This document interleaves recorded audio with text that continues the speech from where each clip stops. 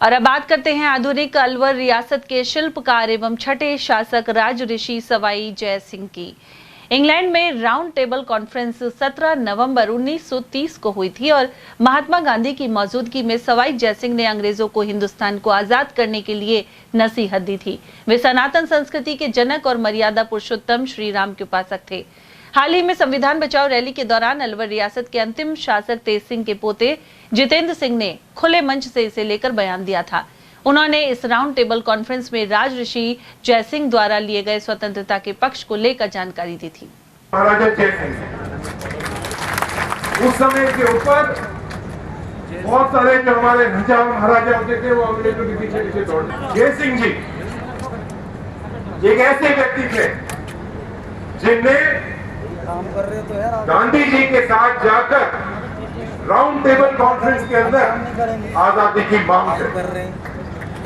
उनको वहां अरेस्ट कर दिया गया, उनको गिरफ्तार किया, उनको जेल में बंद कर दिया और उनकी हत्या हुई। जब मैं आपके घर गया तो मैंने आपसे पूछा कि फोटोग्राफ किन की है, तो आपने महाराजा जय सिंह जी के बारे में जो कहा, एक्चुअली हिंदुस्तान की आजादी की लड़ाई जो शुरू हुई वो आपके अलवर से शुरू हुई।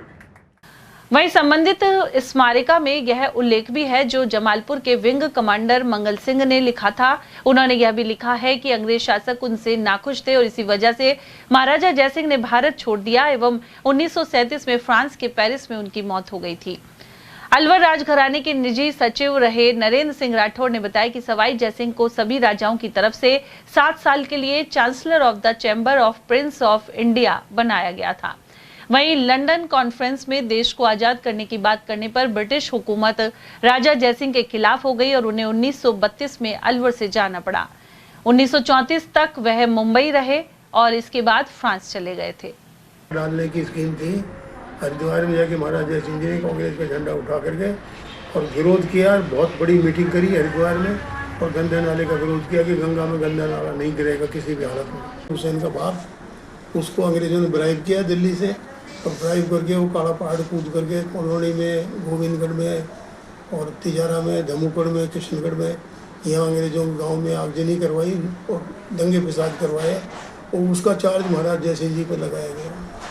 अगर आपसे अपनी जनता नहीं संभाली जाती, इस वजह से आप अपने राज करने में नाकामी हासिल नहीं है। ये इस तरह कई चार्जेस लगा करके उस नीमूचाना कांड का लगा दिया जिसको डायर का कहते हैं, जबकि गांधी जी का कहीं भी नहीं लिखा हुआ है कि डायर जैसी घटना थी नीमूचाना में, और उसको डायर की संख्या देते हैं नीमूचाना कांड को। आज अगर कोई का फैक्ट्री या कोई कंपनी टैक्स नहीं देती है गवर्नमेंट को, तो फोर्सफुल वसूली करती है कि नहीं, अटैच करती है उसकी प्रॉपर्टी।